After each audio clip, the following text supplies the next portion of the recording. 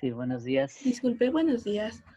Eh, Perdón, yo tuve un problema al ingresar el día sábado a la BAC y no se me abría la plataforma. Entonces se cerró y no pude entregar el deber. Y justo a la hora que se cerró la plataforma le escribí a su correo, pero no me contestó. Entonces le escribía para decirle que si podía Tú, habilitarme tú eres para Lucía poder. Herrera, ¿no es cierto? Sí, Pero yo revisé, estaba puesta el aula hasta el 16 de mayo, es que si tú no entrabas hasta las 23 horas 55 del 16 de mayo, pues eso se cierra. Si tú entraste al siguiente día, pues no entré es que no entré al siguiente día. Ingresé ese rato, pero no se me abría la plataforma. no. Estaba tratando de ingresar como unos 10 o 5 minutos antes de, de que se cerrara, ¿Y por qué dejaste 5 minutos antes? porque también tenemos otros deberes que hacer, profe. Pero es que tienen tanto tiempo para hacer las tareas, pues, o sea, si ustedes dejan a último momento, claro que hay problemas. Creo que ya te contesté al correo electrónico, me parece que justo diciéndote lo que te acabo de decir, porque, y eso era una de las recomendaciones que iba a hacer a todo el curso de antropología. Mire, están mandándome tareas al correo electrónico y eso no es, digamos, oficial. Las tareas, por eso está hecho un aula virtual, que es el aula de clase, donde el profesor abre los espacios, planifica las fechas, y es donde ustedes deben entregar sus tareas, no fuera de eso. Entonces, generar conflictos, porque eso es ya generar un conflicto fuera del aula mandando al WhatsApp o mandando, qué sé yo, al correo electrónico, eso trae conflictos. Yo de hecho ni contesto eso porque no es la vía. Para eso la universidad tiene oficialmente un aula creada para nosotros. Entonces ustedes tienen que ceñirse a eso, pues. Entonces todos los estudiantes que tengan ese problema, pues seguramente estarán en stand-by esas tareas, qué sé yo, que están así. A no ser que sean casos especiales y que acordemos con el estudiante, como de hecho sí hemos acordado con alguien, bueno, ahí sí, pero de ahí no es correcto. Entonces, supongo que ese sea tu caso también, porque de hecho contesté yo, me parece tu correo que me habías escrito. Y yo te dije que igual, es decir, la fecha está hasta el 16 de mayo y la fecha que mandaste, porque ahí está en el correo está el domingo, me parece que es mandado, o el sábado, no sé exactamente, pero un día después.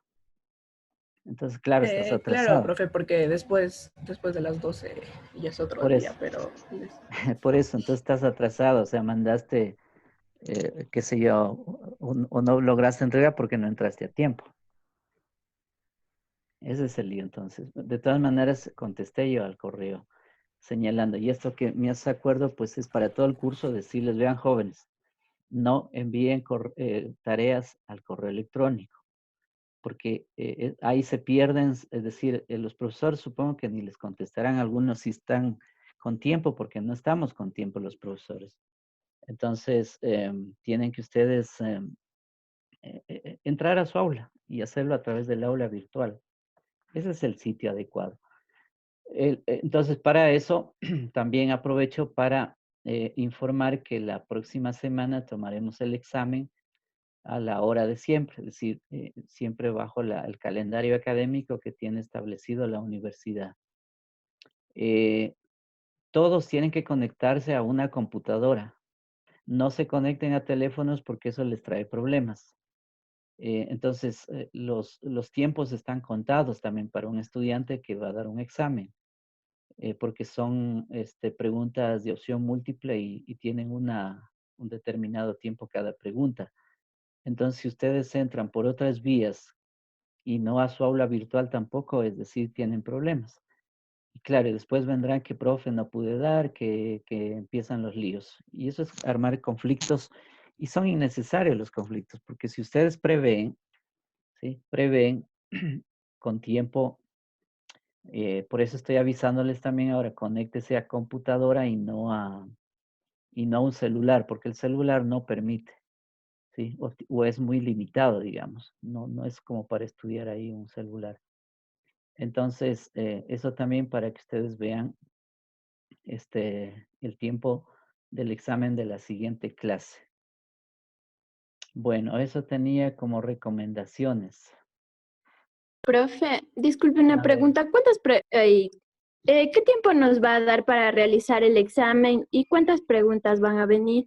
Bueno, hay un banco de preguntas porque como son electrónicas, hay un banco de preguntas más o menos 50, pero para el examen solo se necesitan 20. O sea, ustedes dan un examen de 20 puntos, pero el sistema les baraja las preguntas a cada uno. Entonces son 20 preguntas de lo que hemos discutido en la reunión del día viernes con todo el equipo de profesores. Hemos determinado que serán entre 25 a 30 minutos cada examen, dependiendo un poco de cada profesor, porque puede que un profesor ponga, por ejemplo, preguntas abiertas.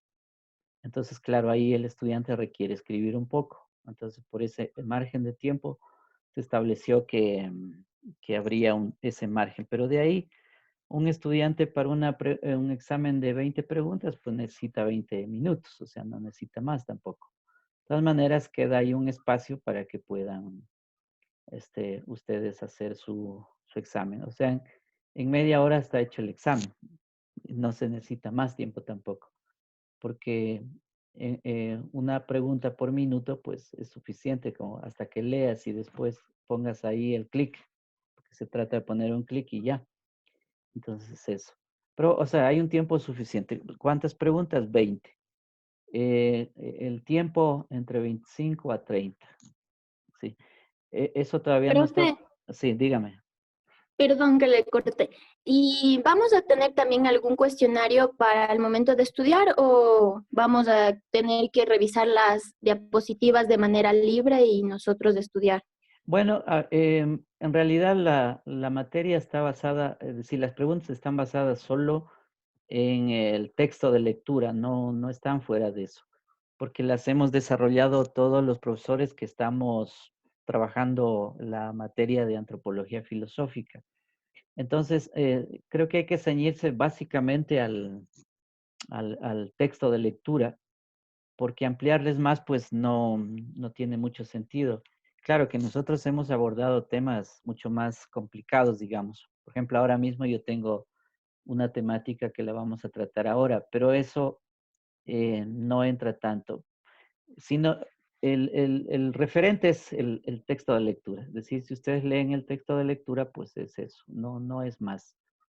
Sí, entonces, Solo el de Vicente Plasencia. solo el de Vicente Plasencia, sí, ese es el texto. Ya, muchas gracias, profe. Sobre eso está hecho el examen, en general todas las preguntas, porque eso digo, hemos acordado con los profesores que dan antropología para que ustedes estudien ese texto, ¿sí? Entonces no es muy largo, tampoco, o sea, no hay mayor cosa que estudiar ahí, ¿sí? De hecho, la clase la hemos hecho mucho más amplia nosotros, ajá, pero bueno, eso no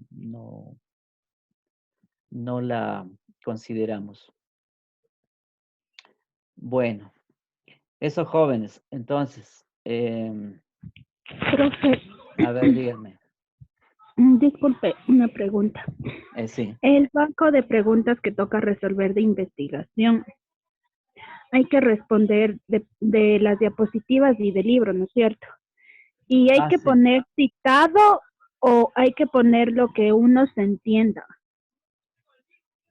No, pues lo que se entiende hay que escribir. O sea, uno lee un texto, lo comprende, porque hay que comprenderlo al texto que dice el autor y bueno, y contestas eso, ¿sí?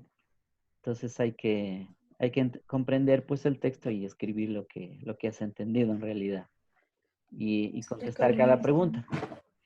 Ya, Sí. gracias, Liz. O sea que hay que Bueno, hacer como tipo parafraseo más o menos.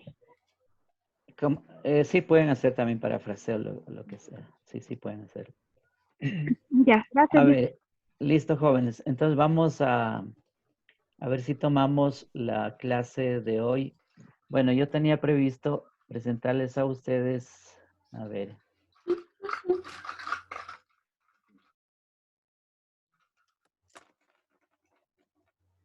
a ver, Tenía previsto para el día de hoy cosmovisión de los pueblos indígenas amazónicos y de los Andes.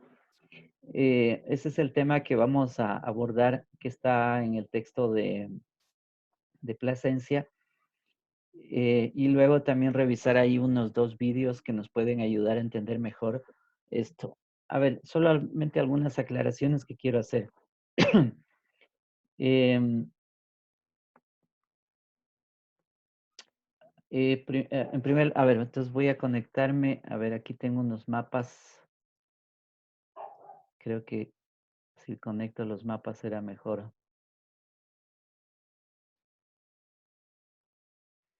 Bueno, mire, este es un mapa del Ecuador, porque ubicar, a ver, el caso ecuatoriano de lo que somos los ecuatorianos,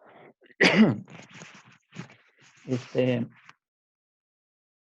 es comprender, meter, también introducirnos mucho más dentro de nuestro conocimiento del país, el Ecuador profundo. Entonces quiero presentar algunos mapas que nos pueden ayudar a la comprensión y bueno, y a la explicación también que yo quiero darles. Ahí tenemos un primer mapa. ¿Lo están viendo ustedes? Sí, profe. Ya. Miren, bueno, ahí tenemos para ubicarnos en primer lugar, el Ecuador es un país de pequeño que se desprendió de la Gran Colombia. Hay que entender que la Gran Colombia pues pertenecía al virreinato de la Nueva Granada, cuando los españoles van a establecer acá su reinado. Entonces la Gran Colombia pues va a contener pues ahí varios distritos, entre esos está el distrito del Ecuador, que era la parte que correspondía a la Real Audiencia de Quito. Bueno, cuando se separa de Colombia, entonces se forma el Ecuador. El Ecuador también es un término muy controvertido. eh, Ahí hay por lo menos unas 2 posturas diferentes sobre por qué el nombre de Ecuador. Ecuador, a ver, para un antropólogo ecuatoriano, él dice que Ecuador pues casi no significa nada, en vista de que Ecuador pues significaría paralelo cero, línea equinoccial, mitad, digamos, del planeta. Por lo tanto, darle el nombre pues de Ecuador no, decir, es muy genérico, es decir, no hay un nombre propio. Además hay que considerar pues que los geodésicos que vinieron a fines del siglo XVIII a medir pues también el centro del mundo, se dieron cuenta pues que por aquí pasaba la línea equinoccial, entonces por eso también de ahí viene equinoccio, ¿sí? Entonces, bueno, de todas maneras, este, hay problemas sobre eso porque los notables de Quito, Guayaquil y Cuenca, cuando van a fundar el Ecuador, tenían problemas serios de definir, porque los guayaquileños no querían que se llame República de Quito, los cuencanos tampoco, es decir, el distrito de la Suay, y los quiteños pues querían ponerle eso. Entonces, al final siempre hubo problemas como los tenemos ahora de regionalismo desde la fundación ya del Ecuador. Bueno, en todo caso, quedó el término Ecuador y así es como le conocemos. Es solo para que tengan ustedes una idea de los líos que significa el nombre también. Bueno, ahí tenemos 4 regiones naturales, como son la región amazónica, la región interandina, la litoral, es decir, la costa, y la región insular. ¿Sí? El mapa que muestro, pues corresponde ya al resuelto por el gobierno de Yamil Maguad en el año 98, cuando acuerdan pues definitivamente los límites de este país, ¿sí? Que había sido recortado pues el territorio de la Real Audiencia de Quito, porque nace un país pero sin límites, solo era imaginario, sin un concepto de nación, es decir, no había la idea de nación, entonces era un problema también eso. Y eso hay que considerar las repercusiones que eso va a tener también para la gobernanza que tenemos hasta el día de hoy del Ecuador. Bueno, pero aquí lo que quiero es más bien hablar del Ecuador y sobre todo de la cosmovisión de los pueblos indígenas amazónicos y andinos. Ahí tengo algunos mapas que quiero mostrarles. Mire, tenemos el mapa político del Ecuador del año 2007, cuando el presidente Rafael Correa pues va a fundar una nueva provincia, la provincia de Santo Domingo de los Áchilas, y con esas eran 23 provincias.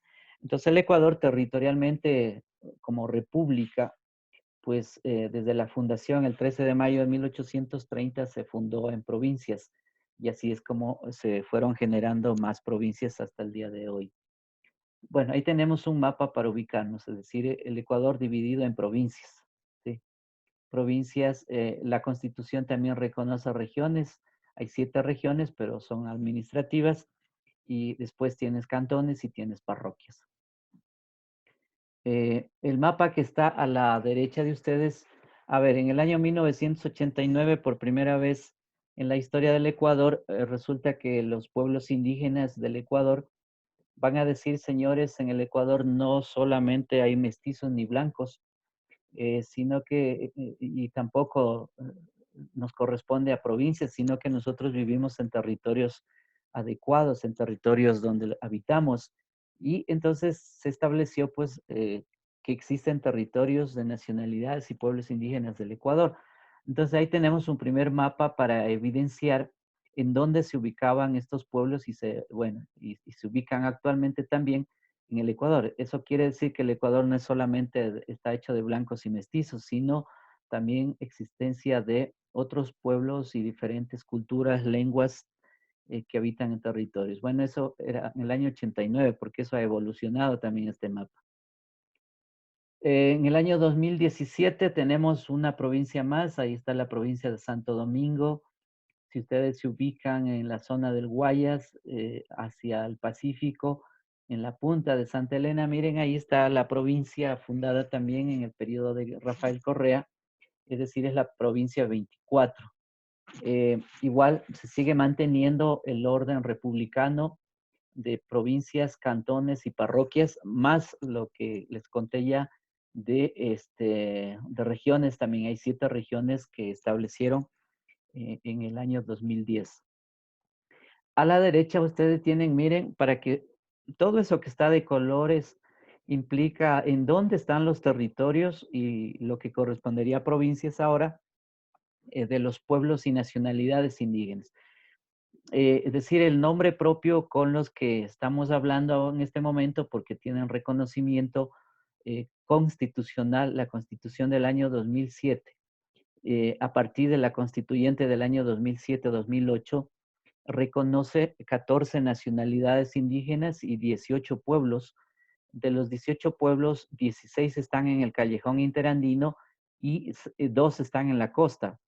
El pueblo Huancavilca y el pueblo Manta o Manteño. A eso habría que sumar también el que está hacia las islas Puná, es decir, los puneños. Sin embargo, esos están todavía en proceso de reconocimiento en discusiones, entonces no se ha logrado hacer un reconocimiento oficial. A ver, pero la Constitución, en cambio, reconoce ya el país con 14 nacionalidades. Entonces, miren, si ustedes se fijan en el mapa, tienen ahí en la Amazonía ecuatoriana, pues hay como 9 nacionalidades, ¿sí? Entonces, bueno, desde arriba hasta abajo, pues ahí vamos a encontrar, por ejemplo, la nacionalidad de Guaurani, la nacionalidad Aingae, Paicoca, qué sé yo, la Quichua, la Shuar, la Chuar. Bueno, hay varias ahí que están reconocidas. Luego, a lo largo del callejón interandino, pues están los 16 pueblos que les decía, igual de colores. Si bajamos desde arriba de donde está a la provincia de Carchi o Tulcán, miren, entonces tenemos ahí ya, qué sé yo, los Caranquis, los Natahuela, los Tomabela, los Quitucara, seguimos más abajo los Panzaleos, los Guarangas en la provincia de Bolívar, después estarían los que pertenecen a Chibuleo, Tungurahua, Pelileos, Cotacachi, no, perdón, Salasacas, Puruáes, en la provincia de Chimborazo. Si seguimos baja, tenemos los Cañaris. Después, más al sur, tenemos los Araguros y los Paltas. Es decir, esos son los 16 pueblos que encontramos. Y nosotros, pues, pertenecemos a alguno de esos. Es decir, por nuestros papás o por nuestros nacimientos, o por migración también que han tenido nuestros abuelos, nuestros padres, que han ido siempre a alguna provincia o vinieron a Quito, vinieron a Guayaquil, que se han ido concentrando, sobre todo desde los años 1960 para acá. Entonces, de ahí que nuestros apellidos incluso reflejan eso, reflejan la realidad del país. Si uno revisa, pues, por ejemplo, nosotros que estamos en contacto con los listados de los estudiantes, pues ahí encontramos una variedad de apellidos que, bueno, que siempre nos sorprenden porque son nuevos apellidos que indican, digamos, la pertenencia a alguno de los pueblos de la serranía ecuatoriana o de la Amazonía o de la costa también. Entonces, esto indica básicamente la gran diversidad eh, humana de los ecuatorianos, como también la diversidad geográfica y territorial, es decir, porque cada pueblo vive en su propio territorio, a pesar, digamos, de las provincias. Y esos territorios, pues, están habitados. Habitados significa que ahí cultivan, que ahí siembran, hacen la vida, que cosechan, que, qué sé yo, que desarrollan actividades, se organizan, están organizados, tienen sus modos de producción, bueno, y una infinidad de cosas, lo que significa la vida misma. Y ahí se trabaja, pues, lo que se llama el buen vivir.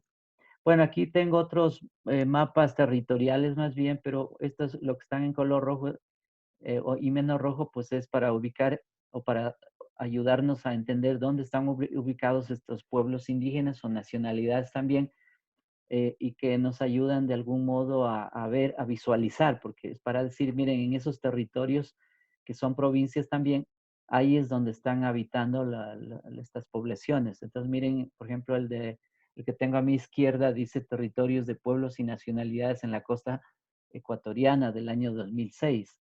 El que tengo a la derecha, pues, corresponde al año 2006, pero son los territorios y territorialidades también de los pueblos que están a lo largo del callejón interandino, sí, los que hemos nombrado.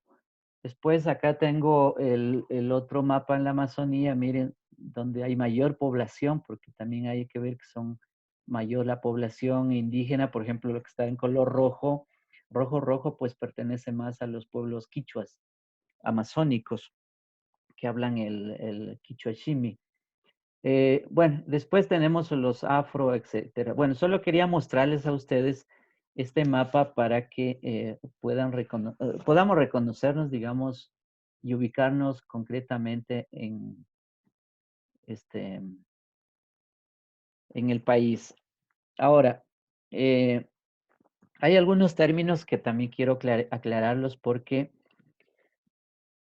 es decir, al haber tanta diversidad humana, a eso hay que sumar la diversidad natural, biológica. Por eso el país es considerado megadiverso, aunque es pequeño, pero es megadiverso. Entonces, miren, hay unos términos que hay que considerarlos para entendernos también mejor. Por ejemplo, hay un concepto que se usa mucho en la literatura académica, en los estudios que hacen universidades, artículos que se publican, libros, etcétera, que es el concepto de Pachamama. Pachamama, pues es un término que traducido al español significa madre tierra, y si lo pasamos al latín sería terra mater, ¿sí? Terra mater, que es la madre tierra también. Pero el concepto que se usa acá en esta región andina, y cuando digo región andina, pues me refiero a los países que comprenden Colombia, Ecuador, Perú, Bolivia, parte de Argentina, es decir, el norte de Argentina, y parte de Chile también, el norte de Chile. Entonces, en ese sentido, pues se usan estos términos de Pachamama. Pacha es un término, una partícula que indica el espacio, el tiempo. ¿sí? Mama, pues es la madre, es decir, es la madre, entonces, por lo tanto, estaríamos hablando de que es la madre naturaleza de donde se concibe la vida, de donde viene todo ser, sea humano o no humano, es decir, la Pachamama es la que recoge todo eso, por eso que también es considerada una deidad. Deidad en el sentido, digamos, de que es una diosa en la cosmovisión de los pueblos andinos. Pero bueno, quitémosle la deidad y pongámosle más bien en términos más científicos, porque lo que me interesa a mí es la parte más científica y no tanto la parte, digamos, religiosa o misteriosa también ahí, no. La Pachamama, entonces, en términos de, digamos, ya de ciencia, pues tiene que ver con lo que es el planeta, es decir, es la madre de todo. Por eso es que los seres humanos somos parte de esa naturaleza, venimos de la naturaleza, somos parte de la naturaleza, y por eso es que hay un gran respeto a la Pachamama, y de ahí los grandes rituales que se celebran a lo largo de los Andes, por ejemplo, la fiesta del Inti Raymi, o las grandes fiestas que se celebran durante todo el año, de distintas maneras se reconoce a la Pachamama. Sí, porque es la madre la que da la vida al final y la que nos sostiene. Es decir, es de donde nos alimentamos, porque nos da el agua, nos da la vegetación, nos da el aire, nos da el fuego, nos da, qué sé yo, los elementos que componen la misma tierra, que son los elementos cósmicos, además, es decir, del universo, por ejemplo, el helio, el carbono, este, el hidrógeno, el oxígeno, etcétera. Todo eso es parte, son elementos primordiales del universo en general. Y esos son los que también contiene la Pachamama y la que nos da la vida, por eso es que nos sostiene. Entonces, miren, el término Pachamama está también relacionado con la vivencia de las sociedades, relacionado con el suma causa, que vendría a ser la vida plena, la vida en plenitud, que es el término que vamos a discutir también ahora. Eh, y este término, pues, como decía, está incorporado también en otros pueblos o nacionalidades de la región. Por ejemplo, los Aymara, pues ellos dicen el suma camaña, pero que al final es lo mismo. O los quechuas en el Perú, en Bolivia, también el suma causay. Entonces, y en otros pueblos no de habla quichua ni quechua, pues tienen, por ejemplo, Quime Mogen, en otros pueblos y así. ¿Qué significa igual la vida plena? En el caso amazónico, porque aquí hay que diferenciar y ustedes, si se dan cuenta en el texto, el autor está haciendo como una breve confusión, porque él está diciendo que la Pachamama también es amazónica, cosa que no es cierto. Y esto es para que ustedes lo tomen de la manera más, digamos, más sencilla, porque en realidad, para los amazónicos, por ejemplo, los quichua amazónicos, se habla del Sacharruna. El Sacharruna es el hombre de la selva, es el Alpa Mama también, es decir, es la madre tierra. Runa significa hombre. El término runa es un término esencialmente quichua y que traducido al español significa hombre, el hombre de bien, es el hombre como tal, el hombre es su esencia. ¿Sí? Es el que ha venido por la misma naturaleza, pues, y es el que crea también en este mundo, pues, o hace cosas también. En ese sentido es el hombre, el runa, el creador también del mundo. La lengua del, del, eh, del quichua también significa runashimi. Runashimi es la lengua del hombre, así Runashimi, esa es la lengua traducida al español. Y ya, otro elemento, a ver, que asimismo quería hacer notar, se me van a escapar otros, pero es solamente debido al tiempo que no voy a desarrollar eso, pero el caso, por ejemplo, de los Shuar. Los Shuar están ubicados hoy en la provincia de Morona, Santiago, entre también Zamora y lo que es Pastaza. Entonces, los Shuar están extendidos y además hay los otros grupos que son los Achuar, que conviven también con poblaciones que pertenecen al Perú. Es decir, los Achuar están entre Ecuador y Perú, allá detrás de esas montañas que llamamos Transcutucú. Es decir, el Cutucú es una montaña en la Amazonía, pero detrás de esas montañas están los Achuar. El idioma de ellos es el Shuar Chicham, que significa, Shuar también significa el hombre, ¿sí? El hombre natural, y Shuar Chicham es la lengua del hombre, del Shuar. Los Shuar tienen algunas deidades también que representan a su mundo, a su cosmovisión. Por ejemplo, Nuncu es la madre de la madre, digamos, de la naturaleza, es una diosa. Arutan también es otro dios, el dios de las cascadas. Otros dioses como del bien y del mal son Etza. Etza es el dios del bien. Ibia es el dios, digamos, negativo. No es del mal, porque en realidad son fuerzas. Es decir, aquí hay que entender, porque nosotros podemos entender bien y mal como en términos occidentales y que la religión católica nos ha puesto en la cabeza, es decir, el bien y el mal. El mal es la maldad e incluso relacionado con el diablo, con el demonio, con Lucifer, etc. En el mundo Shuar eso no es así. Es decir, hay el bien y el mal, pero en términos de fuerzas negativas. Por ejemplo, Ibia es una fuerza, es como decir el polo positivo y el polo negativo en la electricidad. Es decir, el polo negativo ni el polo positivo son fuerzas de bien y de maldad, no. Sencillamente son fuerzas complementarias. Es decir, que si no hay el polo negativo, sencillamente el polo positivo no funciona.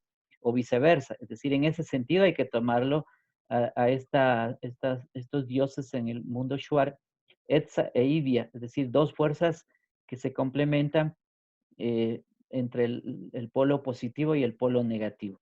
Sí, eso es Etza e Ibia. Bueno, y así podríamos seguir hablando este, sobre las distintas cosmovisiones. Entonces, miren, en el Ecuador, pues encontramos para cada nacionalidad indígena y para cada pueblo también, pues diferentes maneras de cómo concibe el mundo, su mundo, en esos territorios en donde cada quien está viviendo. También están organizados, pues, en distintas formas. Por ejemplo, en la serranía ecuatoriana están organizados de manera comunal, es decir, son las familias ampliadas, lo que se llama el Ayllu andino, que son familias ampliadas, extensas, y a su vez estas se conjugan o se juntan y se organizan y dan a una nueva forma de relación social, que son los Hatun Ayllu.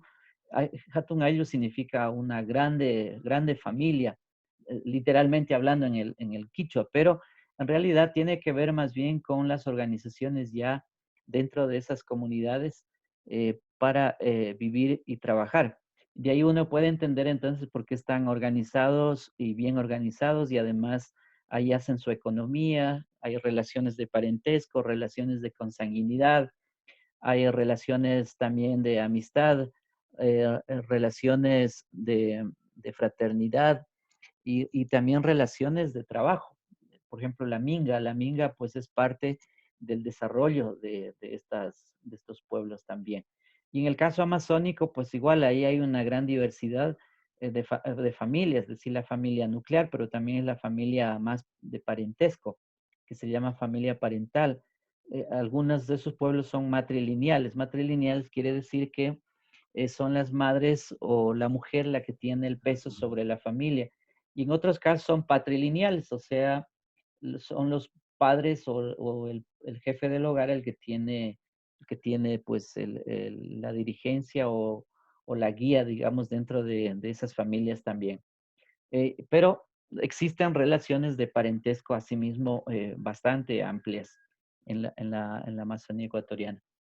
Y en la costa, pues no se diga también, por ejemplo, cuando uno va, por ejemplo, a Manabí o va dentro de la provincia del Guayas o del Oro o de la provincia de Los Ríos, pues se encuentra que están organizados también asimismo en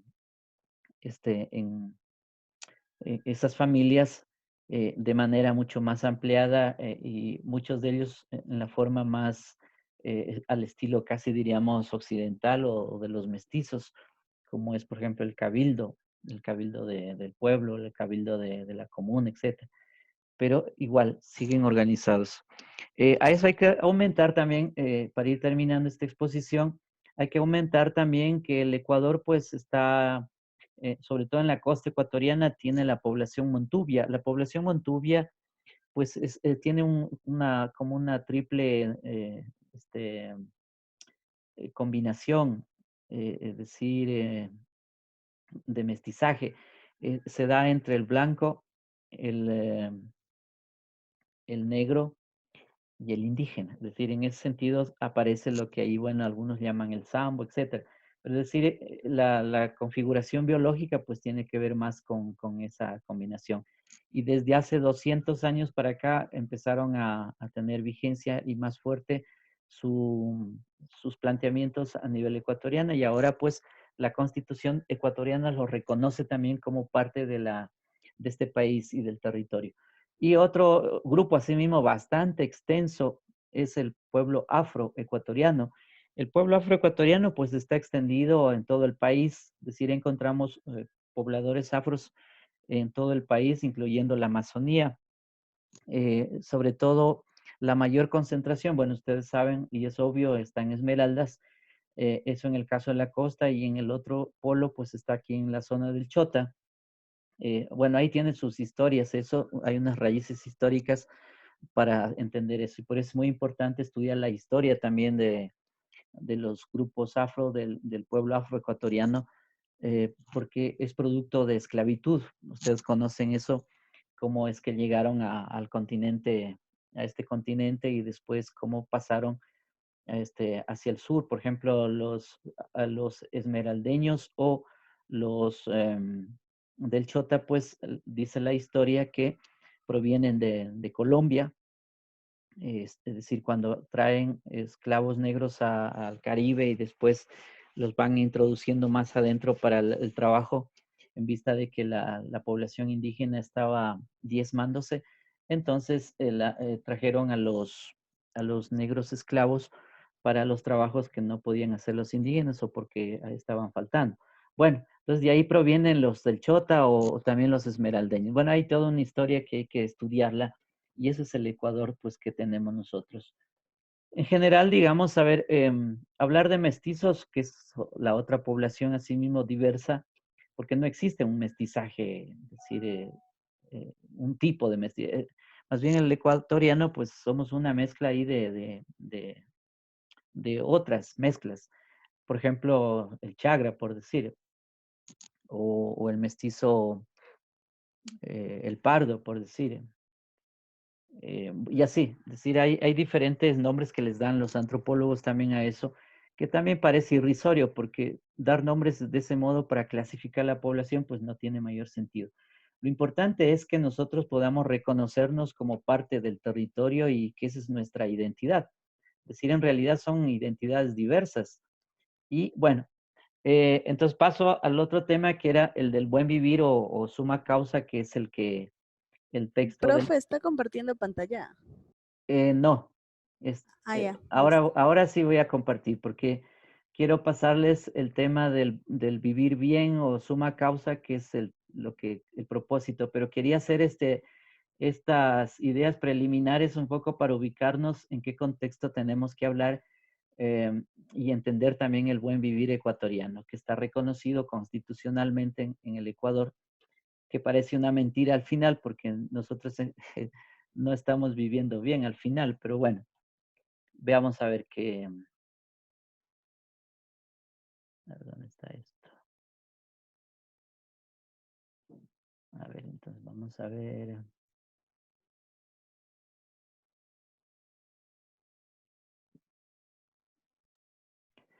A ver, entonces, miren, lo que quiero pasarles primero es este video de Enrique Dussel.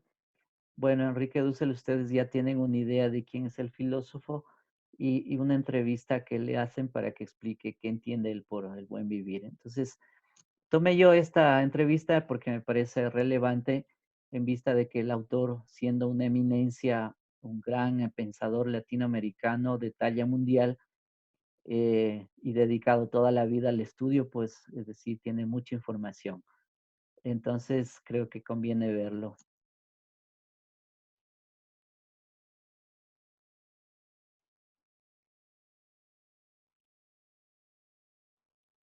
¿Están viendo la pantalla? Sí, profe. Listo, entonces vamos a ver.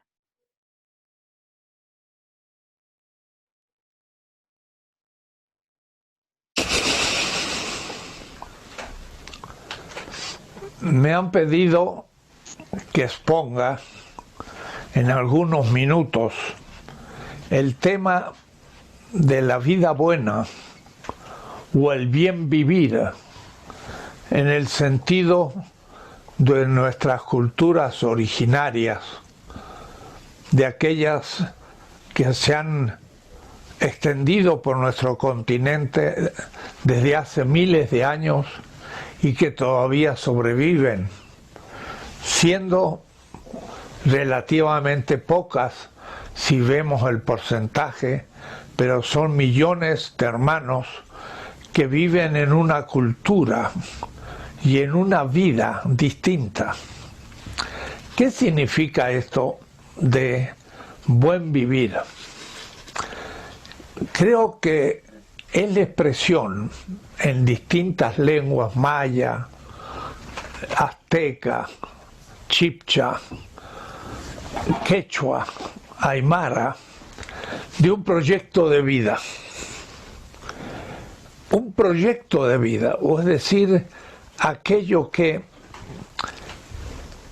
unifica la existencia humana y le permite dar un sentido a todo lo que acontece cotidianamente. Nuestros indígenas, vistos desde las ciudades, parecieran ser un mundo, yo diría, sencillo, simple y hasta aburrido, en el sentido que pareciera que no acontecen cosas. Pero la vida indígena cotidiana es sumamente ocupada en cumplir muchas exigencias míticas y por otra parte comunitarias, de tal manera que es una vida muy activa y es una vida que diariamente está cumpliendo con las reglas del universo, con las exigencias de la comunidad, y hora por hora, porque todo tiene un sentido y un orden. Y todo esto tiene por fin un proyecto que se le llama el buen vivir, la vida buena, el ser capaz de reproducir la vida no solamente durante algunos años, sino durante siglos. Lo fuerte, lo importante, lo interesante de la vida de nuestros pueblos originarios es que la vida, claro, para poder mantenerla, para poder sobrevivir, destruye materia, la materia que uno come y consume, y energía. Y esta energía en realidad en los pueblos originarios es la energía del sol. El sol es el que da la fuerza, el sol es lo que está detrás de la vida, de ahí que para ellos es una entidad divina, es una entidad fundamental. Si el sol desaparece, como pensaba un mito maya, de que un día el sol desaparecía y de hecho habían desaparecido en 4 etapas anteriores del universo, todo se oscurecía y moríamos. Y entonces la muerte exigía ver cómo volver a la vida, y se dice que en el 5.º sol, cuando estaba todo en la oscuridad de la muerte, los dioses se reunieron para ver cómo volver a generar un sol. Y el pequeño dios colibrí, el pajarito tan pequeño, fue el que se inmoló ante las llamas del fuego sagrado y desapareció su plumaje en chisporroteos de un pequeño pájaro, pero apareció en el horizonte el nuevo sol, el 5.º sol. Y ese 5.º sol daba la vida al universo y daba la vida a la comunidad. Era una vida orgánica, pensada justamente en la sobrevivencia. Si comparamos este tipo de vida a la vida moderna, a la vida urbana, a la vida del ser humano que más y más se va a convertir en un Homo urbanus, porque dentro de pocos años el 90% de la humanidad va a vivir en ciudades de más de 3.000 habitantes. Es decir, hemos terminado el neolítico. Hace unos 10.000 años el 1% y menos vivía en ciudades y todos vivían en el campo, eran agricultores o pastores y muy pocos eran urbanos porque recién surgieron con la revolución neolítica, la revolución urbana. Pero justamente pareciera que estamos terminando esa etapa, porque de un mínimo número de la humanidad que estaba en ciudades, ahora de pronto el 90% va a vivir dentro de las ciudades. Quiere decir que hemos pasado de un homo agrícola a un homo urbano. Y ese modo urbano es otro modo de vida completamente distinto a lo que era en el mundo originario de la reproducción de la vida.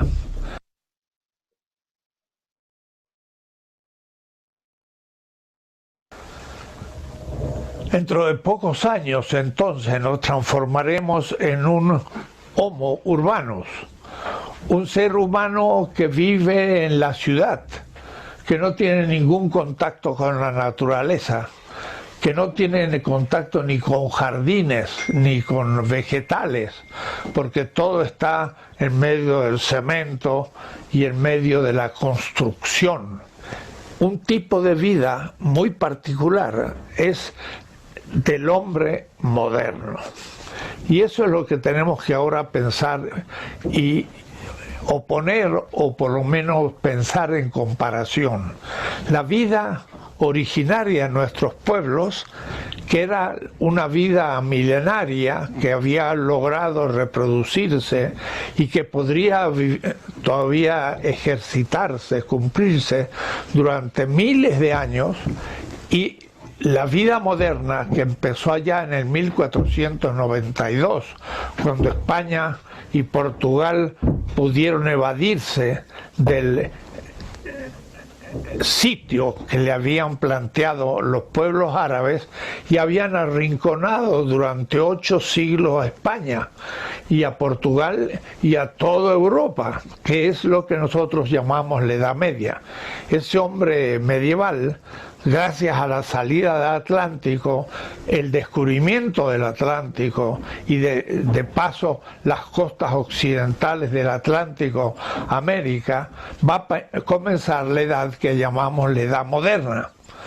Y la Edad Moderna, de una Europa que era completamente periférica del mundo islámico musulmán, va a ir lentamente construyendo una nueva centralidad, porque ahora Europa va a ser el centro civilizatorio de la modernidad. Ese mundo moderno va a tener también un proyecto de vida. No va a ser como el buen vivir de los pueblos originarios, sino va a ser otro tipo de proyecto humano. Y esto está formulado en grandes pensadores que lograron explicitar lo que empezaba a vivirse, como Bacon, como Descartes, como Newton. Fue una vida de individuos que empezaron a perder contacto con la comunidad. La comunidad quedó más relegada y también quedó relegada la naturaleza. La naturaleza fue considerada una cosa que enfrenta al sujeto, sujeto-objeto, y no ya esa naturaleza en la cual yo soy parte de ella y no puede ser objeto, sino que es parte de la subjetividad misma de las culturas originarias. La naturaleza para las culturas originarias es viviente, es interpelante. Las plantas, los animales y el ser humano se reconocen como de un mismo mundo y hay que pensar que eso es efectivamente real. el ser humano es un fruto de la evolución de esa naturaleza del cual somos frutos. Y entonces ahora tenemos conciencia del ser viviente, tenemos autoconciencia de la responsabilidad y la libertad que nos permite ver a la naturaleza como objeto, pero perdemos conciencia que somos el fruto evolutivo de esa propia naturaleza. Somos naturaleza. Entonces la naturaleza no es un objeto, sino que es el todo dentro del cual vivimos y somos parte. Esta concepción de la Pachamama de los pueblos pues quechuas y aymara, de que la naturaleza es madre, no es una metáfora, es algo más que una metáfora. Realmente es nuestra madre, porque nos ha producido y nosotros somos efecto de esa naturaleza. Si la naturaleza sufre, los efectos negativos lo vamos a sufrir de inmediato.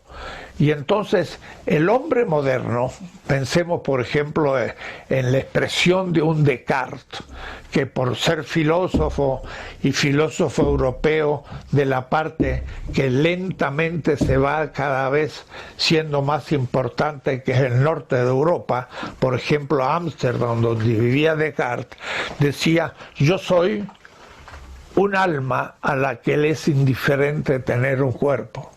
O es decir, el ser humano era como algo espiritual, un yo, que miraba hasta su cuerpo, pero sobre todo a la naturaleza como un ser mecánico, como una realidad cuántica, objetiva, cósmica, y no ser el sí mismo.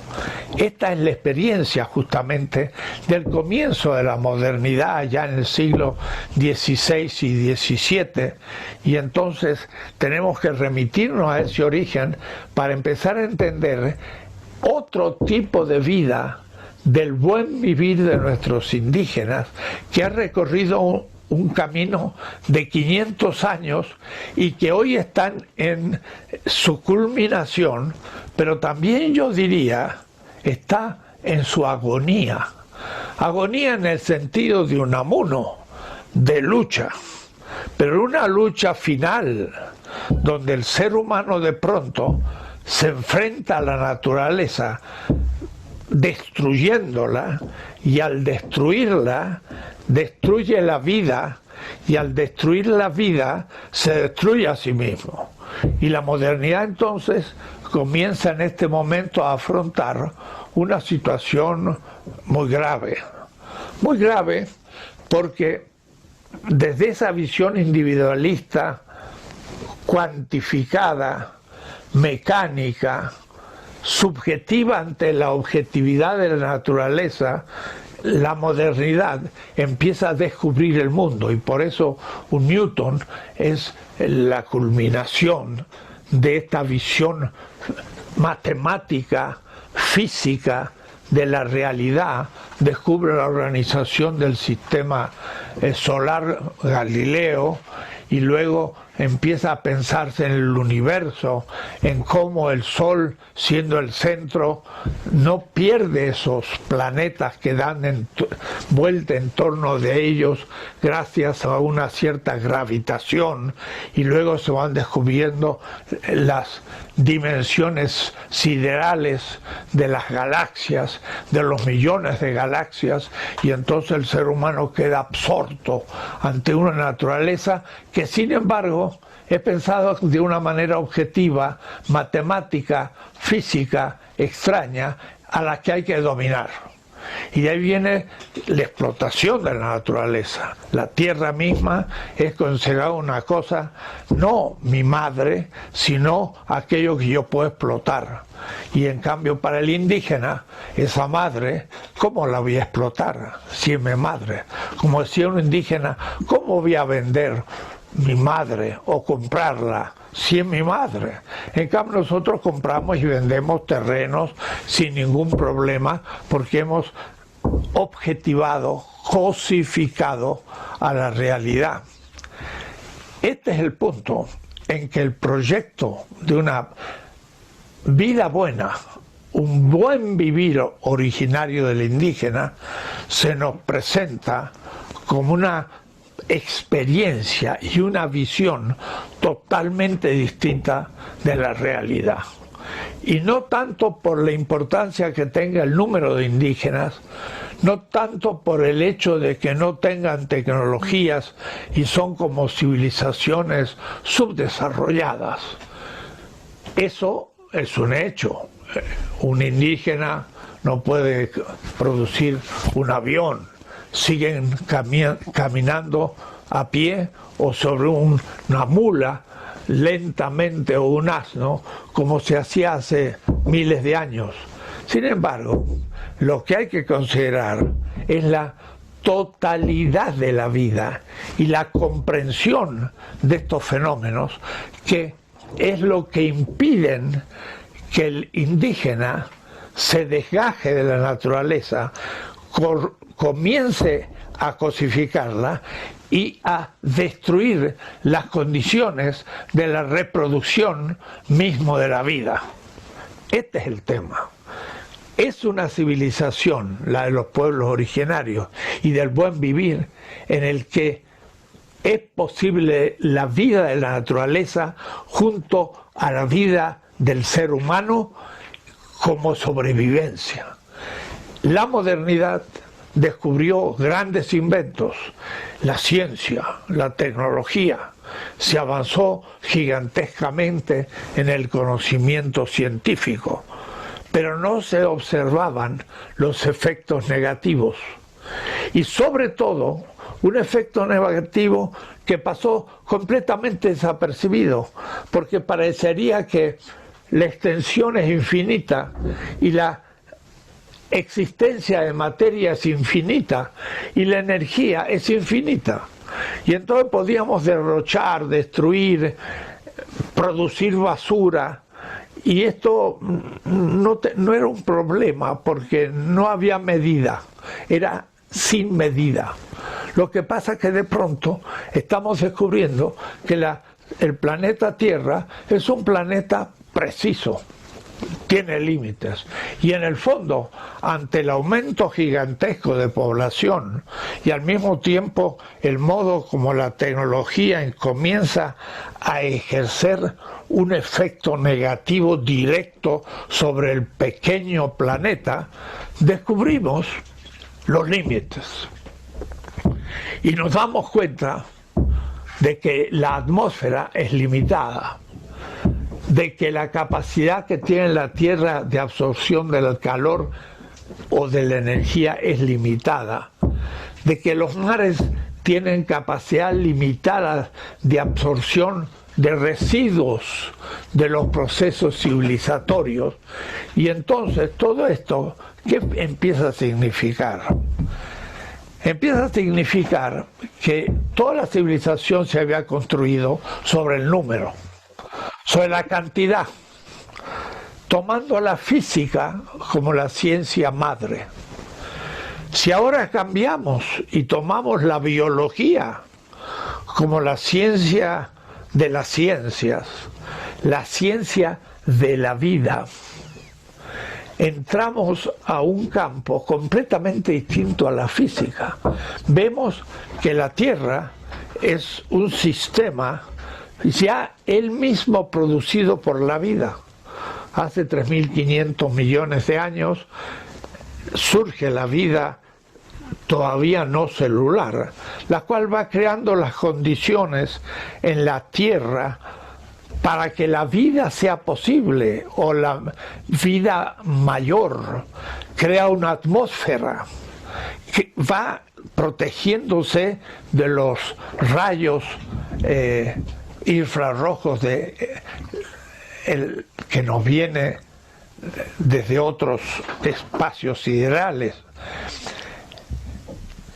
Va cambiando la corteza misma terrestre, va reorganizando la oxigenación de los océanos, o es decir, la vida misma va permitiendo el surgimiento de vida superior, que va a ser celular, unicelular. Van a surgir luego las plantas, van a surgir después los animales, va a surgir hace muy poco tiempo, 70 millones de años, los primeros primates de el momento en que los dinosaurios desaparecieron por una hecatombe que todavía se está descubriendo su origen y su efecto, pero lo cierto es que un pequeño animal nocturno que comía insectos va a ir creciendo, van a ser los primates y del cual sale el ser humano. O es decir, la vida misma fue produciendo la posibilidad de la existencia de la vida y de la vida humana. Pero esto es un fenómeno no puramente cuantitativo, es un fenómeno orgánico. Significa, es un fenómeno cualitativo. Newton y Einstein están hablando de la composición físico-matemática del universo, pero la vida tiene una complejidad infinitamente mayor a todas las galaxias, que son macromoléculas y no más. Las grandes organizaciones del universo pues no superan la complejidad de una molécula. Una célula es millones de veces más compleja que una galaxia, en el sentido de la complejidad interna. Tiene hasta 360.000 funciones distintas. Una pequeña célula de un unicelular como una ameba, o es decir que una célula es más compleja orgánicamente que el universo entero físico. Eso exige otro tratamiento, y justamente eso es lo que la biología abre como posibilidad. La biología dice: somos seres vivos, pero hay condiciones de posibilidad para la existencia de la vida, y esas condiciones han sido creadas con 3.500 millones de años que han hecho posible la vida. Pero si nosotros empezamos a bombardear uno por uno esas condiciones necesarias para la vida son destruidas, y entonces la vida entra en un ciclo agónico, porque ya no puede resistir al ataque, y la autopoiesis de la propia vida no puede realizarse, y entonces empieza un proceso de muerte, de necrofilia. Y eso es lo que está aconteciendo en la Tierra. La sociedad moderna cuantificada, la tecnología, lanzando millones de toneladas de residuos a la atmósfera, a los océanos, a la Tierra, empieza a destruir la posibilidad de la reproducción de la propia vida. Y entonces, por ejemplo, pareciera un factor secundario, aumenta la temperatura de la Tierra. Pareciera que eso va a derretir algunos hielos, y entonces va a subir el nivel del agua y algunas islas desaparecerán. Eso es el aspecto secundario. El aspecto primario es que el aumento de la temperatura pone en cuestión la vida como tal. Va a morir los seres más necesarios para la nutrición, por ejemplo, de los peces, en el plancton, en todos los océanos, y esto va a impedir entonces la reproducción de los peces, y de ahí esto va a impedir muchas otras cosas. Las plantas no van a poder resistir los veranos mucho más poderosos y los inviernos más fríos. Habrán roto un equilibrio que se había producido con miles de millones de años. Y eso es un fruto de la modernidad, del modo de vida urbano moderno. Y entonces las culturas originarias, con su buen vivir, de pronto aparecen no como un ejemplo folclórico de vida, de acercarse a la naturaleza, sino son para nosotros ahora los únicos experiencias existentes de un modo de vida que no pone en cuestión las condiciones, el padrón, como se llama, de la reproducción de la misma vida sobre la Tierra. Estamos entonces ante una situación de vida o muerte. ¿Y qué es lo que produce esta muerte de la Tierra? Y bueno, lo produce una modernidad, pero en especial lo produce el sistema moderno de la modernidad, el sistema económico de la modernidad. La economía es lo que más directamente afecta a la naturaleza. ¿Por qué? Porque en el proceso de producción de las mercancías que se producen para el mercado, hay que tener tecnología. Y a la mejor tecnología le es dada el producir la mercancía con el menor valor. Y al tener menor valor, tiene menos precio. Entonces, si hay dos mercancías, una cuesta 10 y otra cuesta 8, teniendo el mismo valor de uso, yo compro la más barata y la más cara se funde. La empresa que produce el bien más caro ya no puede vender, y al no poder vender hay una involución y esa empresa desaparece. ¿Qué es lo que hace que una mercancía sea más barata? El haber sido hecha con mejor tecnología. Esa tecnología se empezó a desarrollar de una manera inesperada en la revolución industrial del siglo XVIII. Y es ahí donde empieza el problema ecológico fundamental, donde hay una explosión de invención tecnológica que le permite a las empresas empezar a producir con menor valor miles de productos en la competencia en el mercado.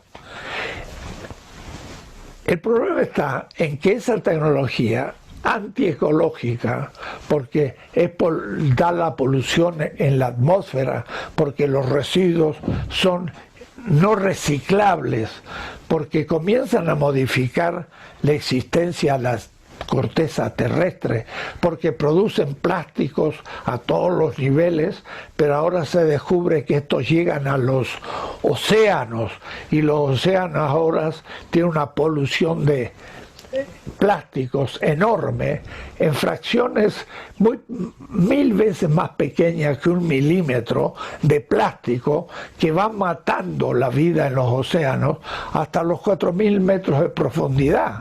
Y entonces esta especie de contaminación de los océanos va a hacer cambiar toda la estructura de la vida de la Tierra.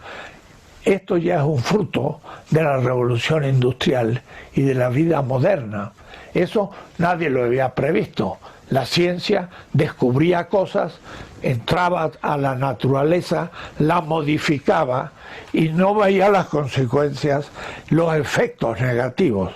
Se volvió irracional, porque era muy racional en la invención de nuevas tecnologías e inventos, pero no veía sus efectos negativos. Es en los efectos negativos en los que la modernidad y el hombre moderno empieza a destruir las posibilidades de la vida. Y entonces se nos vuelve la vida originaria de nuestros pueblos ejemplar. La vida buena de un indígena es simple, tiene un contacto natural, tiene tecnologías, pero que se adaptan a la realidad. Si un terreno no da cosecha, se espera a que nuevamente el nitrógeno lo recupere y se vuelve después a cultivar. No se le mete fertilizantes en gran cantidad que rompen todo el ciclo natural de la producción agrícola. Entonces vemos como la vida buena de nuestros pueblos originarios, que es más simple, que tiene un consumo justamente más limitado, porque la sociedad moderna no solamente consume, sino consume al infinito. Y este infinito hace que se destruya la naturaleza.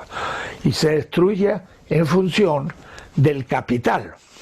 El capital, por una parte, tiene que producir más barato y por eso necesita mayor tecnología, pero a corto plazo, porque no puede resistir la competencia por mucho tiempo. Años. No puede un capital esperarse 10 años para mejorar la tecnología, porque en esos 10 años ya se fundió, lo fundieron los otros capitales. Tiene que a corto plazo mejorar la tecnología. Si esa tecnología es antiecológica, lo siento por la ecología, pero tengo que usarla. Tengo que quemar petróleo.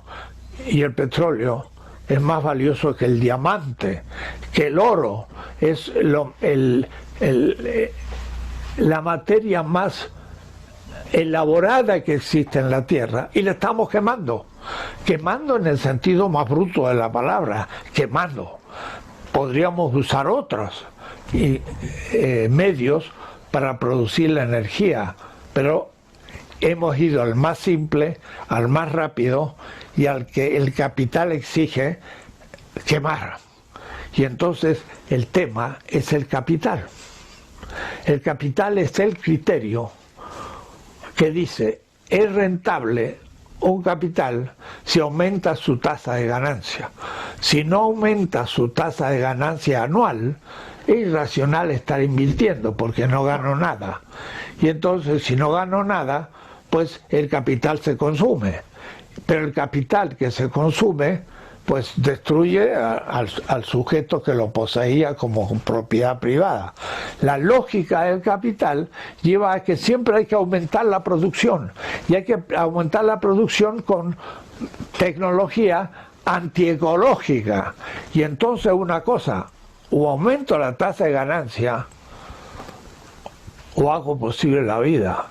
Son dos opciones. Esa es la opción de fondo de la vida buena, la buena vida del indígena. El indígena tiene una civilización que no opta por la muerte y la vida, opta por la vida directamente, porque utiliza las tecnologías más aptas para destruir al mínimo la naturaleza, que permiten entonces poder vivir miles de años en ese ritmo creciente, donde sin embargo el espíritu puede crecer la vida intelectual, pero la vida determinada por la energía y la materia, que es parte de nuestra corporalidad, queda dominada y situada a un nivel del mínimo consumo, y entonces la vida se hace posible. Este es el tema de fondo que está jugando en este momento. O cambiamos el proyecto de vida moderna, y esto supone sacrificios tremendos de la humanidad. Es que lo que acontece es que habrá que pensar en otra civilización, pero una civilización completamente distinta. No solamente va a ser no capitalista y socialista, es que el socialismo también era un proyecto moderno y también tenía el mismo objetivo cuántico, y también el socialismo despreció la naturaleza. El gran lago Baikal, un gran mar en la Siberia, es lo más contaminado que hay del agua en la tierra, y era un lugar de la Unión Soviética, porque tampoco el socialismo tuvo la idea de volver a una vida más simple y distinta como nuestros pueblos originales. En el fondo era un proyecto que se situaba en la modernidad contra el capitalismo siendo moderna.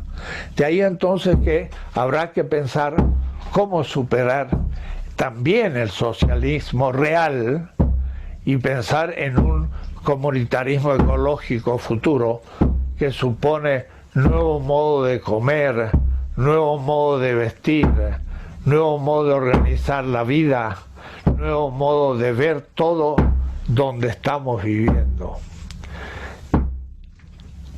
Si entendemos que la modernidad empieza a llegar a un límite, porque hemos visto cómo se desgajan enormes glaciales en el Polo Sur, en la Antártida, grandes como pequeños países, o es decir, miles de kilómetros cuadrados, un glacial que se derrite en el océano.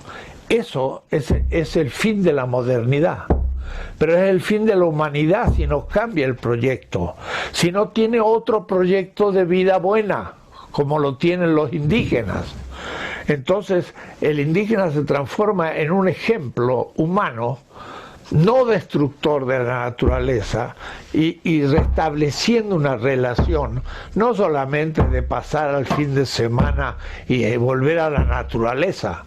Hay que cambiar todo el modo de vida, y entonces habrá que tener idea de qué pasa con la modernidad. Mi idea es que la modernidad no estamos solamente en un momento de la posmodernidad, que era una especie de crítica dulce, superficial, a nivel racional de la existencia humana, sino que la posmodernidad en realidad fue un último momento todavía en la modernidad. Lo que viene, si es que viene, porque la humanidad puede desaparecer antes por la lógica que estamos llevando en nuestro proceso civilizatorio, lo que viene después de la modernidad es otra edad del mundo, con otro modo de vida, otra economía, otra política más comunitaria y participativa, con una relación. Chicos, cierren los micrófonos, siléncienlos, porque hay un ruido que alguien está golpeando una pared por ahí. De razas igualitarias, donde el varón y la mujer habrán cobrado también la misma jerarquía y dignidad, donde será comprendida el consumo de una manera más, que yo diría, racional. Comemos mucho y comemos mal. Habría que comer bien, pero además habría que comer alimentos que den salud, pero para eso la agricultura tiene que ser sacada y desgajada del ciclo del capital que se produce para sacar ganancia. No, se produce en la agricultura alimentos para el cuerpo humano y debe estar sacado de la lógica del capital. Entonces supone eso un cambio radical a todos los niveles. El ser humano tendría mucho más tiempo para pensar, para imaginar, para la poesía, para el arte, y tendría menos tiempo para el trabajo, porque el trabajo con pocas horas, una sociedad robotizada podría perfectamente vivir. Entonces todo esto va a suponer otra edad del mundo. Yo le llamo la transmodernidad. La transmodernidad debe ser pensada como una etapa de la historia que realmente sea concebido el ser humano más allá de la visión de la modernidad. Y esto significaría entonces el pensar otro proyecto de vida. Sería una vida buena también en la ciudad, en una ciudad que deberá también reformular su modo de vida, y habrá que usar la imaginación creadora para poder ir pensando esa novedad. La vida buena de nuestros indígenas nos indica otro proyecto de vida mucho más humano, mucho más equilibrado, mucho más austero, sí, pero no menos feliz. La felicidad no se mide por la cantidad ni por el desarrollo, sino por la intensidad que la subjetividad vive comunitariamente la fiesta. Y la fiesta no necesita tantos bienes a destruirse. Cuando pensamos en la fiesta, pensamos la comunidad reunida comiendo, un festín. Y bueno, un festín puede ser sencillo, pero realmente que permita la existencia humana por muchos siglos. Como vamos, no habrá mucha vida futura porque se va a limitar el tiempo. Nuestros indígenas nos dan entonces un ejemplo, debo decir, inimitable en tanto tal, pero imitable en cuanto a los criterios de esa vida que pueden ser realizados en otros horizontes y en otros grados del proceso humano. Y entonces la vida buena del indígena puede venirnos a indicar algo muy profundo y diferente de lo que estamos viviendo.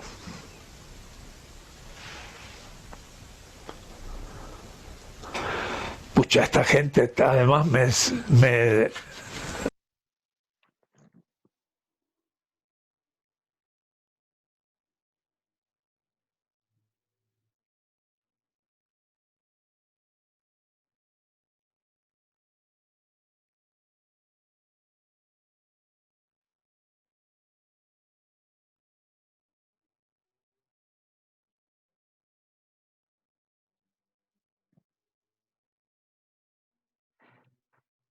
Hola chicos, ¿están ahí? Sí, Sí, profe. profe. Claro, profe. ¿Quién tenía abierto el micrófono? Que se oía los... Es del audio mismo, Creo profe, que del era del video. video, profe. Ah, del audio Era es. del video, profe. Ah, Sí, bueno. profe. Pensé que Sí, era del... porque le detuve y se detuvo ese sonido y otra vez le reinició y otra vez seguía. Ah, ya listo, bueno. A ver, no vamos a avanzar a ver el otro que es sobre la Amazonía. Entonces, veamos algunas ideas de ustedes sobre el autor Enrique Dussel, este gran filósofo latinoamericano que es creador de teoría sobre todo la filosofía de la liberación, la ética de la liberación, eh, y una teoría, digamos, de ámbito universal, es decir, mundial, que es retomada ahora en muchas partes en el Asia, como también en África y por supuesto en nuestra región. Bien, entonces ahí tienen ustedes muchos criterios del autor sobre el concepto de, del summa causa como plena vida o vida plena. A ver, entonces, opiniones de ustedes, ¿qué dicen, qué piensan?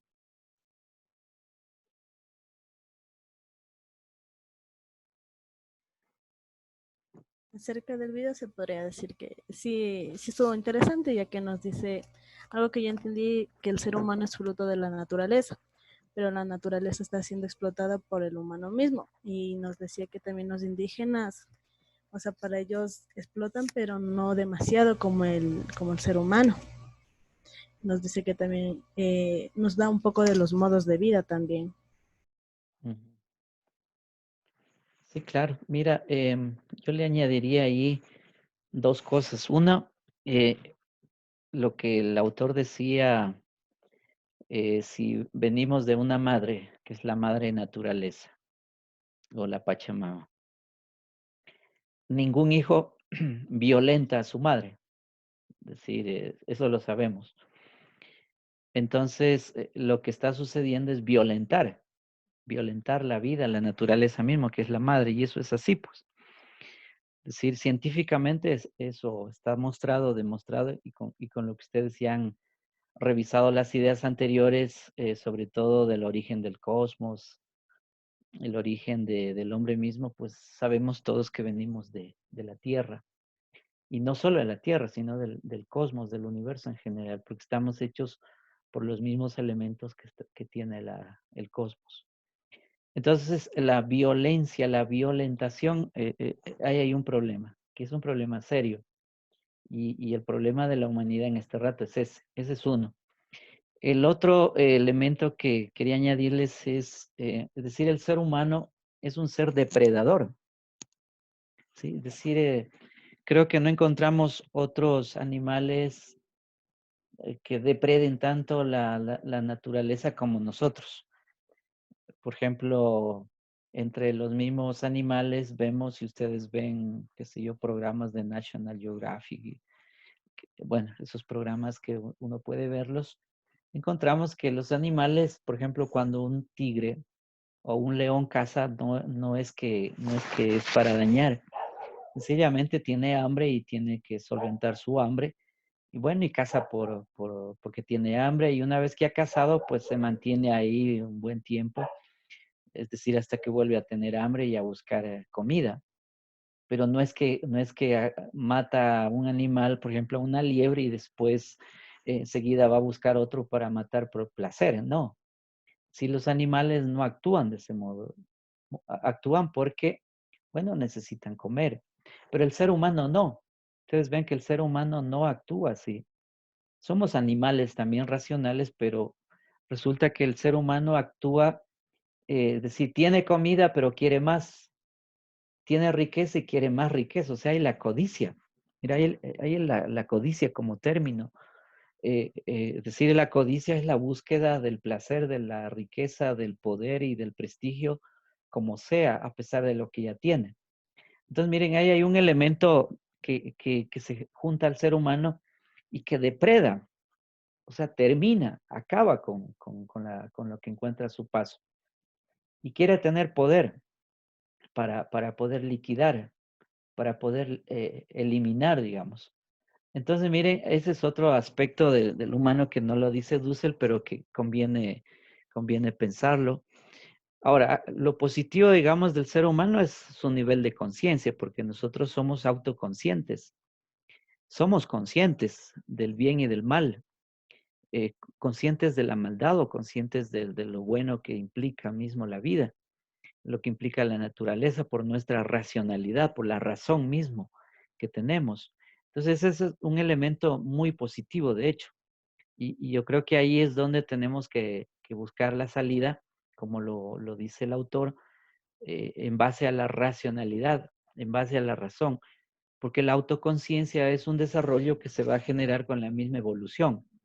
Si la autoconciencia no viene de otra parte, si no viene de cuestiones lejanas o del más allá, no, sino que es producto de la misma evolución, como decía el autor, pero esto lo dicen no solo él, lo dicen muchos científicos que estudian pues este tema, lo dicen claramente de que somos producto de la evolución. Por ejemplo, Varela, por decir un chileno, Maturana, otro chileno sobre todo Maturana, que hizo una tesis doctoral en Harvard. Él estudió él ahí nos da cuenta, por ejemplo, de esto que él llama la autopoiesis.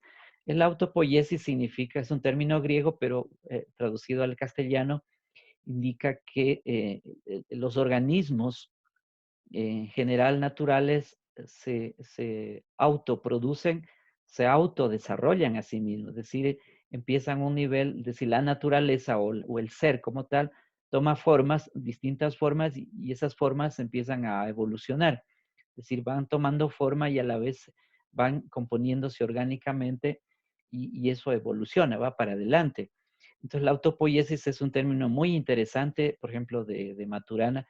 Entiendo que los que estudian biología seguramente estudiarán también a Maturana. que además tuvo el premio Nobel justamente en biología. Entonces estoy hablando de una persona también, es decir, un científico. Mira, por ejemplo, él con su tesis doctoral pues muestra esto de la capacidad, digamos, de los organismos de autocrearse a sí mismos y de evolucionar. Sí, entonces va evolucionando. Eh, ahora, esto habría que complementarlo con la teoría que les dije la otra vez yo a ustedes, la teoría del filtro.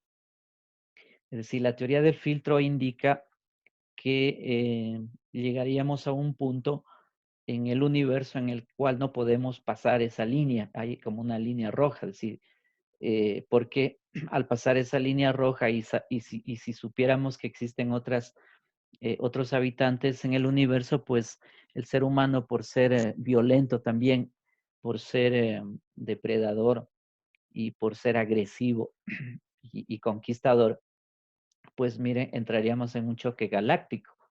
Es decir, la película La Guerra de las Galaxias sería posible así. Bueno, esa es solo película nomás hasta ahora. Tampoco hemos encontrado vida en otras partes hasta ahora, ni extraterrestres como un montón de gente dice ahí para ganarse la plata también, mintiendo. No hay tal. Es decir, pero, a ver, entonces yo les decía, mire, la teoría del filtro significa que entonces la humanidad se autoeliminaría a sí misma. Es decir, como si hay un proceso de evolución y llegaría a un punto en el que se autoelimina también a sí misma. Entonces, esa es una cosa bastante temerosa, pero a la vez, digamos, hay una teoría ahí que habría que estudiarla también para saber, bueno, hacia dónde va también la humanidad. Que eso es un poco, si fuera así por la cosa, es decir, estamos yendo hacia allá también. Bueno, de todas maneras, aumento esta idea de la depredación, digamos, humana y de las posibilidades que tenemos nosotros los humanos. Lo otro que también el autor enfatiza, creo que es, no tenemos alternativa, es decir, la alternativa está en que o sigue el camino que ya está trazado, que no sería una alternativa, o tenemos que inventar otra civilización, ¿sí? Que es la que en realidad estamos algunos, eh, gente preocupados y estudiando eso también. Es decir, en eso me sumo yo también como profesor, sumándome a buscar nuevas alternativas, nuevas formas civilizacionales, y creo que la andina, pues sí nos muestra, como el autor dice, los pueblos originarios tienen la alternativa. El asunto es cómo darle forma más fuerte, más organizativa y cómo organizamos las sociedades de ahí, ¿sí? Un ejemplo vivo es, miren, lo que está pasando en el país. Hoy mismo, miren, hay una marcha que se citó para este día justamente porque hay problemas con el gobierno por la situación de la sociedad. Sí, estamos en una sociedad, yo me atrevo a decir, incluso ayer conversando con alguien decía, estamos en una sociedad de ladrones. O sea, todo el mundo quiere robar y robar y robar. ¿Ya? Entonces, y empieza por la cúpula, que es el gobierno, para abajo. ¿Sí? Entonces, se aprovechan de todo el mundo. O sea, estamos en esa sociedad. Y no es solamente en el Ecuador. La información nos cuenta que todos los países están en las mismas condiciones. Entonces, mira, esa es la civilización que habla Dussel. Y que esa es una alternativa que ya la vemos, la hemos vivido, la hemos experimentado desde hace siglos hasta acá. Y por eso es que el reto es construir una nueva civilización. Y desde mi punto de vista, y ahí sí opino yo, eh, es que los Andes, los andinos, pues sí, tenemos ahí una civilización que se ha venido construyendo también hace miles de años. Y está ahí que lo que pasa es que no la estamos estudiando ni le paramos bola. Porque claro, estamos en una sociedad racista también, xenofóbica, que mira al tema indio o al tema indígena como atrasados, como primitivos y desvalorándolos. Entonces, ahí hay un problema. Además de que nosotros también tenemos de sangre indígena al final, todos.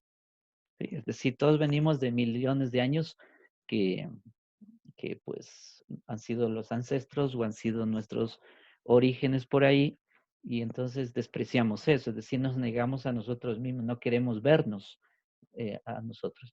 Bueno, esos jóvenes, a ver, ¿alguna idea de ustedes que tengan? A ver, Natalie, ¿qué dice Natalie? Está por ahí. No, no está Natalie. Eh, Gianfranco, tampoco. Sofía, no. Jordi, no está. Bueno, Jennifer sí creo que debe estar. ¿Está Jennifer? Sí, profe. Listo. ¿Cuál de todas? Perdón. Yo, aquí estoy. Jennifer, Alexandra. Sí, aquí Está. estoy, please. Arlie, no está. Aquí Kelly, Listen. Aquí estoy, profe. sí, ya está. Kelly, Aquí, listo. profe. Doménica, Aquí estoy, profe. Anthony. Bueno, es que no están estudiantes en la clase. Sí estoy, Melanie, tampoco. Mateo, Melanie, sí estoy. Estoy, profe, buenos. Jimmy o Jimmy. No, no está. Toa, Cristina, tampoco. Sofía, Profe, aquí. ya, listo. Marjorie, Sí, profe, aquí estoy. listo. Francisco, Sí. Aquí estoy, profe, buenos Santiago, días. Presente, aquí está profe. María, Ramón, Aquí. listo. Yesenia. Bueno, no está. Presente, Hay profe. varios estudiantes que no están en clases y eso hay que pasar cuentas a la universidad en todo caso que no Yo sí están. estoy, profe Yesenia. Profe, igual Cruz me acaba de sacar de la clase por la falta de internet. Acabo de poner nuevamente la contraseña para entrar. Bueno. A ver, alguno de ustedes, a ver, última opinión, a ver, porque se nos acaba el tiempo también, en vista de que tengo otra clase luego. A ver, opinen, a ver, ¿qué dicen?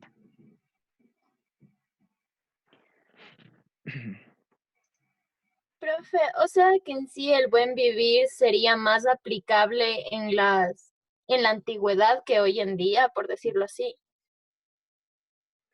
No, mira, es que el buen vivir no es si es aplicable o no, porque el buen vivir es un principio, es decir, es un principio real, un principio de vida. Yo, profe, A ver, ¿qué dice? o sea, yo lo entiendo que el buen vivir, o sea, es una forma que los nativos le dijeron que es el suma causa, pero es como un modo de aplicación para nuestra vida de cómo nosotros debemos convivir como la naturaleza y como nos explicaba en el video. Nosotros tenemos que ser generosos con la madre tierra, que no olvidarnos de nuestras raíces porque nosotros dependemos del entorno, porque por ejemplo, como es por ejemplo, si deforestan los árboles, todo, entonces poco a poco se van a ir acabando los recursos y poco a poco se van a ir acabando las cosas, pero entonces el suma causa lo que hace es nosotros poder convivir. Si es que talamos un árbol, tenemos que volver a sembrar un árbol y también ser bueno con las demás personas. Eso Sí, lo claro, entiendo yo. ajá, es que la vida plena, porque así se traduce suma causa, es la vida, es la vida como es la vida en su conjunto, es la vida de la naturaleza, de los árboles, de las plantas, de los animales, y es la vida de los seres humanos, es decir, cómo estamos hechos orgánicamente, de cómo nos organizamos socialmente también, todo eso es la vida, o sea, no es, por eso digo, es un principio de la vida, no es una cosa si uno quiere, es decir, por ejemplo, yo estoy vivo, por decir, estoy consciente de que estoy vivo, eso es parte de la vida plena como ustedes, cada uno de ustedes es la vida. ¿Sí? Eso no es mentira, eso no es una cosa que si uno quiere, o sea, por algo existes. Entonces la vida plena tiene que ver con la existencia propiamente de lo que hay, de lo que está hecha este mundo. Esa es la vida plena. Entonces, acabar con eso, por eso es que es la preocupación, porque acabar con eso es lo desastroso. Es decir, cuando tú decías, Yesenia, mira, cuando cortamos un árbol, talamos un árbol, que es lo que está pasando hace ya siglos, incluso, por ejemplo, en la Amazonía, los caucheros, los que han cortado árboles, las empresas, por ejemplo, la empresa Durini, por decirte, en el siglo XX cortó muchos árboles, no solo en la Amazonía, sino en la costa ecuatoriana, sacando a los afroecuatorianos de las zonas de Esmeralda, sacándolos de ahí, haciendo trampas legales y todo, y imagínate eso. Y para talar los árboles, porque eran madereras, y después, claro, traen a la ciudad, lo procesan esa madera y después te venden a ti en forma de, por ejemplo, de triplex, en forma de aglomerados, y los usas para las puertas, los usas para el escritorio. Mira, en realidad estamos tomando productos que han sido robados, yo diría, han sido depredados, han sido quitados a otras personas, y no solo eso. Además, la gente que trabaja para esos señores o para que son trabajadores, están usando una fuerza de trabajo, es decir, que es explotada por la empresa, porque la empresa los explota. Les roba, digamos, el tiempo de trabajo y les roba la vida por sí misma, porque ese es el sistema. El sistema capital es eso. No existe capitalismo sin trabajador. Por eso es que ahora están desesperados también, porque como los trabajadores estamos hacinados o estamos confinados a la casa, entonces resulta que el capitalista está desesperado, ¿ves? Porque es el trabajador el que produce la riqueza, no es él, ¿sí? Entonces, mira, estaba notándote cómo la empresa Durini, por ejemplo, que cité yo, maderera, y que construye artefactos de madera, etcétera, resulta que hacía eso, ¿ves? Entonces, la idea que tú dices del cortar un árbol, por supuesto, es depredar la naturaleza, es irla acabando, porque además el árbol atrae la lluvia, atrae los elementos del aire, genera oxígeno para la vida. Entonces, cortar árboles, es decir, las plantas, volarlas significa que nosotros mismos nos estamos ahorcando, ¿ves? Y no se siembran árboles. Tú ves, mira, solo en Quito, alrededor de Quito, hace muchos años, si no pregunten a sus abuelitos o a sus papás, esto era lleno de árboles, la ciudad de Quito. Ahora no tiene casi árboles, está todo despejado. Por ejemplo, yo vivo en el Valle y los árboles cada vez los van cortando en esta zona donde está el Ilaló. Imagínense, los van corta y no siembran árboles. O sea, nos vamos quedando sin plantas y son generadores de vida, pues, las plantas. Y eso solo por hablar de las plantas. ¿Qué sería si hablaríamos de los animales y el equilibrio que generan los animales entre sí? Porque hay un ecosistema donde se producen también animales de todo tipo. Y eso es lo que equilibra el sistema también. Y cumplen su función. Cada animalito cumple una función determinada en el ecosistema. Por eso es que no hay cómo acabar con los animales tampoco. Bueno, ¿qué más? A ver, ¿alguna otra idea?